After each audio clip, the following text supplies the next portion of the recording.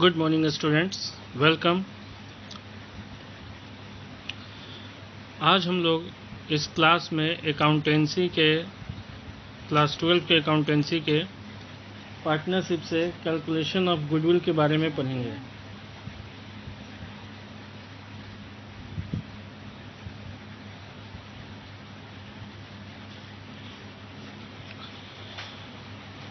Goodwill, simple goodwill का मतलब होता है गुड नेम और रेपुटेशन ऑफ द बिजनेस।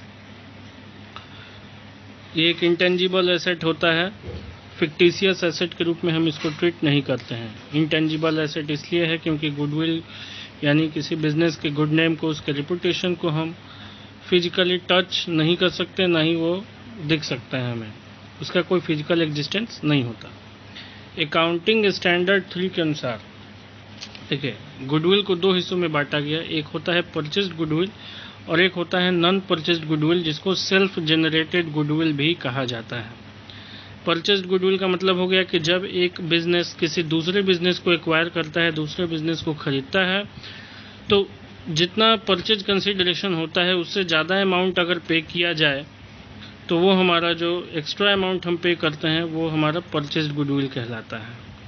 और सेल्फ जनरेटेड या नॉन परचेस्ड गुडविल वो होता है जो एक लंबे पीरियड के दौरान आपके काम के वजह से, आपके एफर्ट के वजह से जो है जनरेट होता है। अकाउंटिंग स्टैंडर्ड 26 में कहा गया कि हम लोग जो गुडविल का कैलकुलेशन करेंगे या जिस गुडविल का वैल्यूएशन करेंगे वो सिर्फ परचेस्ड गुडविल होगा, नॉन परचेस्ड गुडविल का वैल्यूएशन नहीं किया जाएगा। परचेस्ड गुडविल का वैल्यूएशन करने के लिए यहाँ 3 मेथड हम लोग पढ़ेंगे। एक एवरेज प्रॉफिट मेथड, दूसरा सुपर प्रॉफिट मेथड और तीसरा capitalization method. Average profit method में 2 मेथड पढ़ा जाएगा, simple average profit method, weighted average profit method. और कैपिटलाइजेशन मेथड में भी 2 मेथड पढ़ा जाएगा, एक capitalization of average profit method और दूसरा capitalization of super profit method. तो ये 3 मेथड के बारे में हम लोग इस चैप्टर में पढ़ेंगे कि कैसे हम इन 3 मेथड की सहायता से जो है गुडविल का वैल्यूएशन, परचेज गुडविल का वैल्यूएशन करते हैं। स्टार्ट करते हैं हम लोग एवरेज प्रॉफिट मेथड से। एवरेज प्रॉफिट मेथड में 2 तरह से एवरेज प्रॉफिट कैलकुलेट किया जाता है, एक सिंपल एवरेज प्रॉफिट मेथड और दूसरा weighted average profit method. Simple average profit method में हम लोग एवरेज प्रॉफिट निकालने के लिए सबसे पहले जितने सालों का प्रॉफिट दिया हुआ है उन सारे ईयर्स के प्रॉफिट को ऐड करते हैं और जितना ईयर होता है उस नंबर ऑफ ईयर से डिवाइड करते हैं। यानी अगर 5 साल का प्रॉफिट है तो 5 साल के प्रॉफिट को ऐड करेंगे और 5 से डिवाइड कर देंगे तो हमारा सिंपल एवरेज प्रॉफिट आ जाएगा। इसके बाद हम लोग जो है किसी साल में प्रॉफिट की जगह लॉस दिया रहता है, तो जिस साल में फिगर लॉस का रहेगा वहाँ प्रॉफिट की जगह उस लॉस के अमाउंट को हम लोग डिडक्ट कर देंगे।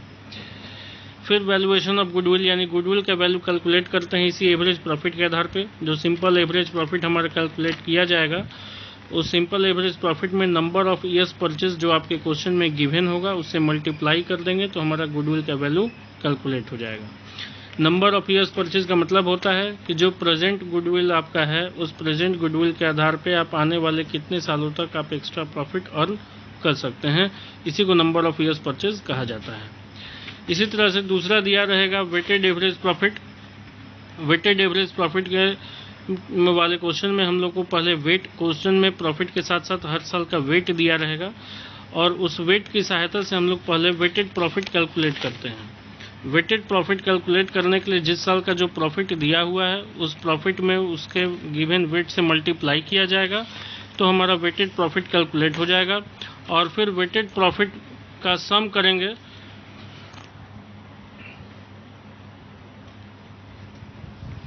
तो टोटल वेटेड प्रॉफिट हो जाएगा और फिर वेट का सम करेंगे तो टोटल वेट हो जाएगा।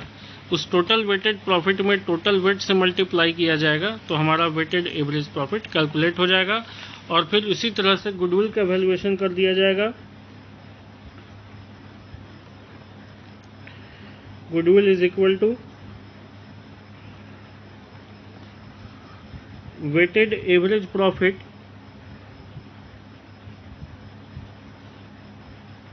into number of years purchase।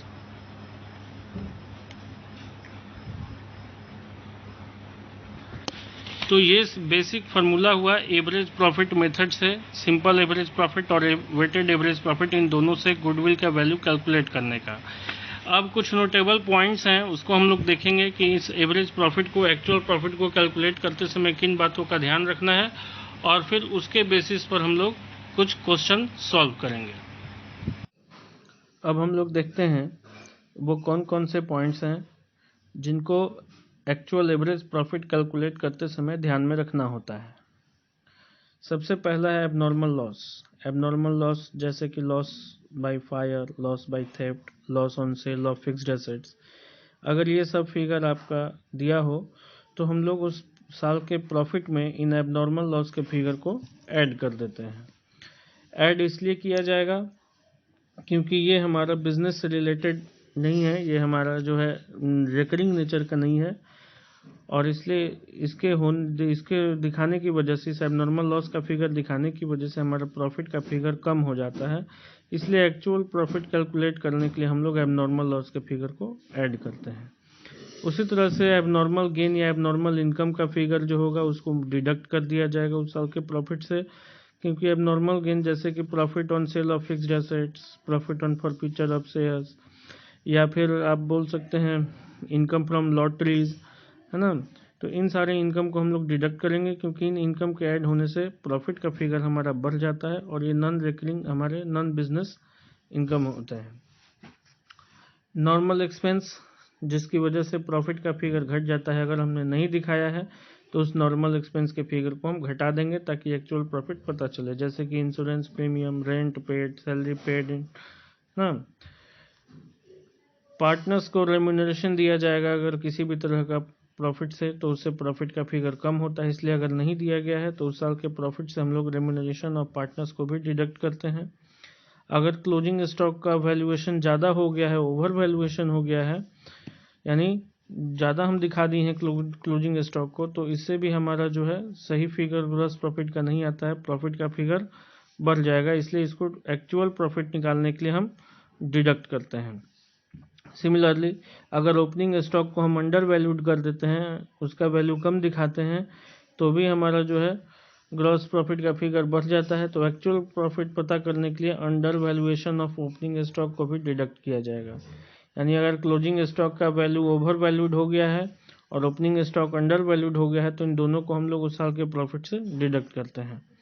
अगर क्लोजिंग स्टॉक को हम लोग अंडर वैल्यूड किए हुए हैं या अंडर वैल्यूड दिखाया हुआ है क्वेश्चन में, यानी जितना उसका वैल्यू है उससे कम दिखाया गया है, तो एक्चुअल प्रॉफिट जानने के लिए हम लोग क्लोजिंग स्टॉक के वैल्यू को प्लस कर देंगे जितना से अंडर वैल्यूएशन किया गया है, और अगर ओपनिंग स्टॉक का ओवर वैल्यूएशन कर दिया गया है तो उस फिगर को भी प्लस कर दिया जाएगा ताकि एक्चुअल प्रॉफिट हम जान सकें।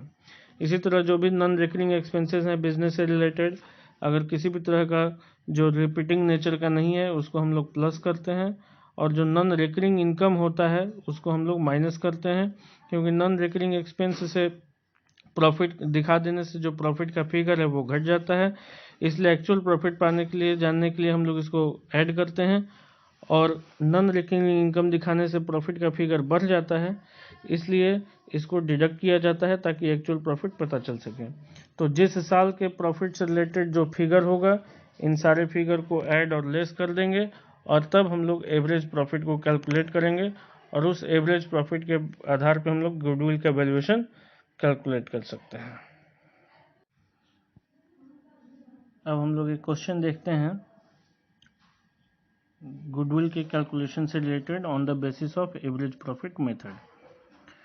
देखिए फिगर दिया गया है जिसमें 3 साल का प्रॉफिट का फिगर दिया है। 31/3/2016 को फर्म को प्रॉफिट हुआ है 4 लाख रुपए, जिसमें 50,000 रुपये का एबनॉर्मल गेन इंक्लूड है। फिर अगले साल 31/3/2017 को फर्म को प्रॉफिट हुआ है 5 लाख रुपए का, जिसमें एबनॉर्मल लॉस 1 लाख चार्ज किया गया है, यानी 1 लाख एबनॉर्मल लॉस दिखाने के बाद जो है प्रॉफिट का फिगर 5 लाख आया है। और 31/3/2018 को फर्म का जो प्रॉफिट है 4,50,000 रुपये, इसमें प्लांट एंड मशीनरी का इंश्योरेंस जो था 50,000 रुपये का, वो फिगर नहीं दिखाया गया था, उसको छोड़ के आपका प्रॉफिट 4,50,000 आया है। तो देखिए एबनॉर्मल गेन और एबनॉर्मल लॉस हो गया, और तीसरा हो गया आपका इंश्योरेंस, वो आपका नॉर्मल एक्सपेंस हो गया।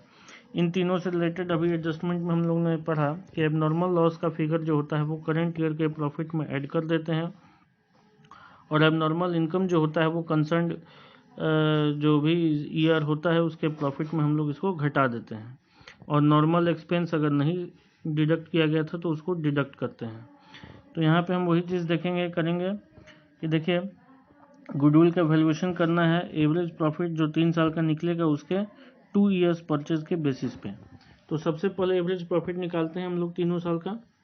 जो फर्स्ट ईयर हमारा 4 लाख प्रॉफिट था उसमें 50,000 एबनॉर्मल गेन का फिगर हम डिडक्ट कर देंगे, क्योंकि एबनॉर्मल गेन का फिगर डिडक्ट किया जाता है। प्लस दूसरे साल का प्रॉफिट है 5 लाख रुपए, उसमें 1 लाख रुपए एबनॉर्मल लॉस का है, उसको ऐड कर दिया जाएगा। और तीसरे साल 4,50,000 रुपये का प्रॉफिट है जिसमें नॉर्मल एक्सपेंस 50,000 है, उसको डिडक्ट कर दिया जाएगा। तो इस तरह से 3 साल का हमारा एक्चुअल प्रॉफिट निकलेगा, और उस एक्चुअल प्रॉफिट में को हम लोग 3 से डिवाइड कर देंगे तो हमारा एवरेज प्रॉफिट निकल जाएगा। 4 लाख से 50,000 घटाया गया तो फिगर 3,50,000 हुआ। 5 लाख में 1 लाख एबनॉर्मल लॉस ऐड कर दिया गया तो 6 लाख हो गया, और 4,50,000 में से 50,000 घटाया गया तो आपका ये एक्चुअल प्रॉफिट 4 लाख हो गया। इन तीनों साल के प्रॉफिट को ऐड किया गया तो 13,50,000 डिवाइडेड बाई 3, हमारा एवरेज प्रॉफिट 4,50,000। और फिर गुडविल कैलकुलेट करने के लिए 4,50,000 में नंबर ऑफ ईयर्स परचेज यानी average profit into number of years purchase करेंगे तो हमारा 9 लाख रुपए गुडविल का वैल्यू आ जाएगा। जैसा कि कल हम लोगों ने लिखा था, सबसे पहले हम लोग सम ऑफ प्रॉफिट यानी तीनों साल के प्रॉफिट को जोड़कर 3 से डिवाइड किए तो हमारा आ गया एवरेज प्रॉफिट। उस एवरेज प्रॉफिट में हम लोगों ने नंबर ऑफ ईयर्स परचेज से मल्टीप्लाई किया, है ना, यानी 4,50,000 इंटू 2, तो ये हम लोग का 9 लाख प्रॉफिट हो गया।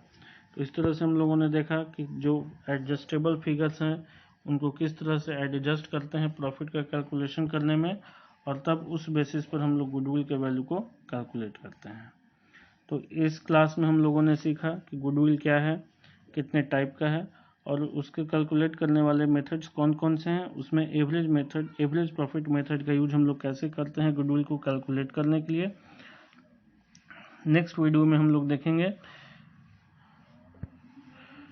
अगले जो बाकी के 2 मेथड्स हैं, जो रेस्ट मेथड्स हैं, उनके थ्रू हम लोग कैसे कैलकुलेट करते हैं गुडविल को।